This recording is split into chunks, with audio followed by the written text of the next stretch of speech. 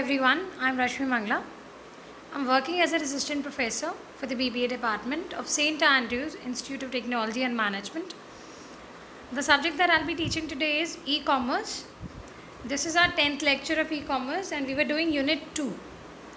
So the topics that we'll be covering today are mainly we'll be covering network topology and we'll be studying all the types, that is bus topology, ring topology, star topology, mesh and tree topology. Okay, let's see it one by one. Now, network topology. It is the schematic description of a network arrangement connecting various modes, that is sender and receiver, through lines of connection. So when various sender and receivers, they are connected via various lines of connection, we call it that whole connection is called a network topology. That description of the network arrangement is called network topology. Now there are various network topologies which are bus topology, ring topology, star topology, mesh topology and tree topology. Let's see them one by one in detail. First one, bus topology. Now it is a network type in which every computer and network device is connected to a single cable. That means all the computers, they are connected to only one cable. एक single cable से they are connected. When it has exactly two endpoints, then it is called and in that also, if there are only two endpoints, then it is given a specific name. What is that name? Linear bus topology. Alright, as we can see in this figure also, this is a kind of bus topology. Then via single cable or are connected. Now features of bus topology are, it transmits data only in one direction. Data is transmitted in one direction. Every device is connected to a single cable as we studied. Cable required is least compared to other network topology.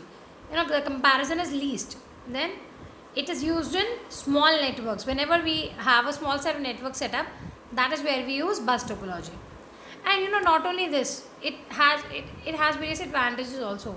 It is very easy to understand, it is cost effective and it is easy to expand, joining two cables together. Then we move on to the second one, that is ring topology. Now it is called ring topology because it forms a ring as each computer is connected to another with the last one connected to the first one. See, maybe there are 3 computers or 4 computers. First is connected to second, second to third and last. And finally, the last and first, they are connected at the last. So it forms a ring. And exactly 2 neighbors for each device. So for every device, it has 2 neighbors. For example, if I talk about the second computer, it is having the first one also as its neighbor. It is having the third one also as its neighbor. Similarly, जब हम last, for example, if there are 5 computers, so the 5th one, it will have the 4th one also as its neighbor and it will have the first one also as its neighbor. So every network has got, every device has got 2 neighbors. As we can see in the figure also, there are 5 computers given over here. They are interconnected, first to second, second to third, third to fourth, fourth to fifth and again the fifth to first. So it's forming a ring. So we call it a ring topology. Now features of ring topology are, a number of repeaters are used for ring topology with large number of nodes. See, there are large number of nodes and number of repeaters are used. Why? Because if someone wants to send some data to the last node in the ring topology with 100 nodes, then the data will have to pass through 99 nodes to reach the 100th node. So to prevent that kind of data loss, for example, we have, as we saw in the figure, there were 5 computers. From the first one, we have to send to the 5th one. If it was not a ring topology, then it would have to travel. One say like from the first to the second, second to third, third to fourth and fourth to fifth. So a lot of data loss would have been there. So in order to avoid that loss, ring topology is formed. So that first and fifth, they can directly transmit the data with each other. Then the transmission is unidirectional, but it can be made bidirectional by having 2 connections between each network node. It is called dual ring topology. We can, although it is unidirectional, but we can make it bidirectional by having 2 connections wherein we give it a specific name. dual ring topology. Now in dual ring topology, two ring networks are formed and data flow is in opposite direction. एक में from first to fifth one, in the second one it will be from fifth to first. So opposite direction the data flows. And you know also, if one ring fails, the second ring can act as a backup to keep the network up. So maybe if your first ring has failed, so second one will still act as a backup. Then data is transferred in a sequential manner, that is bit by bit. Data transmitted has to pass through each node of the network. It has to pass through each node till the destination node. Then now you know this kind of topology, it is also very cheap to install and expand, and transmitting network, it is not affected by high traffic. So these are the advantages of ring topology. Then we move on to the next one, star topology. Now in this type of topology, all the computers are connected to a single hub through a cable. This hub is the central node and all other nodes are connected to the central node. So we have a hub in the center and via that all the devices are connected. So we call it a star topology. Now, and the one in the center, it's called central node. Features of star topology are, every node has its own dedicated connection to the hub. Every node has its dedicated connection. Hub acts as a repeater for data flow because it's giving the data to all the devices. Can be used with twisted pair, optical fiber or coaxial cable. Then hub can be upgraded easily. It can also be upgraded easily.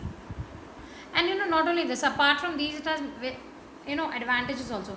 Like it is easy to troubleshoot, it is easy to set up and modify, and only the node which is affected, which has failed, rest of the nodes keep on working smoothly. The affected one the failed one only has the effect.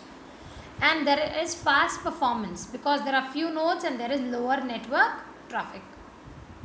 These are the advantages. Then we have the next one, mesh topology.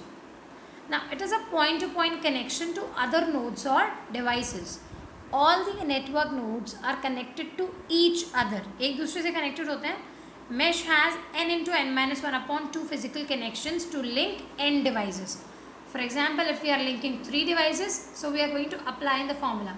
3 into 3 minus 1, that is 3 minus 1, 2. 3 into 2, 6. 6 divided by 2 is 3. So it will have 3 channels. So for n number of devices, we require n into n minus 1 upon 2 physical channels. So we can find number of channels by substituting the value of n. Then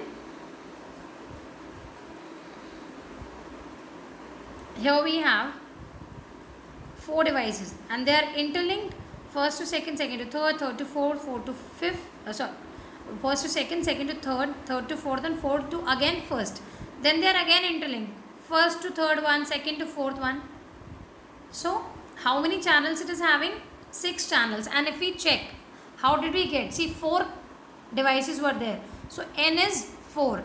And if we substitute it in the formula, 4 into 4 minus 1. 4 into 4 minus 1 is 3. So 4 into 3 is 12. 12 को 2 से divide करेंगे, answer will be 6. So how many channels it is having? 6 channels. So for n devices, जब 4 devices है तो 6 channels. Similarly, for any number of devices, we can find the number of channels required. Now, not only this, there are 2 techniques to transmit data over the mesh topology, and these techniques are routing and flooding. Now, in routing, that is mesh topology routing, the nodes, they have a routing logic as per the network requirements. Like routing logic to direct the data to reach the destination using the shortest distance. So they can use any logic for that. Whereas when we talk about flooding, in flooding the same data is transmitted to all the network nodes and hence no routing logic is required. The network is robust and it's very unlikely to lose the data. Then, now mesh topology also has its features.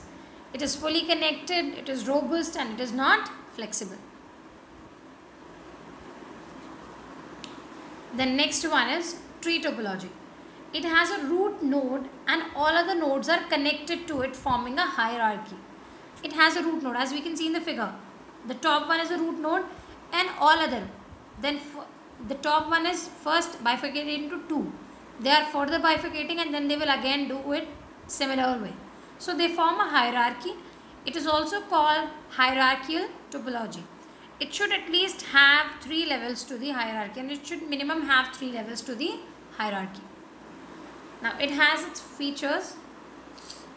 It is ideal if workstations are located in groups. Whenever we have different kind of groups, then it is ideal. It is used in wide area network when there are a lot of connections. It is an extension of bus and star topologies. It is an extension of it. And expansion of nodes is possible and easy also in this way. And this is also an advantage, that it is easy to expand the nodes. Not only this, it is easily managed also and maintained also. And here error detection is easily done. Now these are the advantages also of tree topology. So these were the various kinds of topologies that we've seen. Let's see the questions based on them. What do you understand by network topology? Explain the various types of network topology. So we'll have to explain all of them in detail. Stay tuned for the upcoming lectures of Unit 2. Thank you.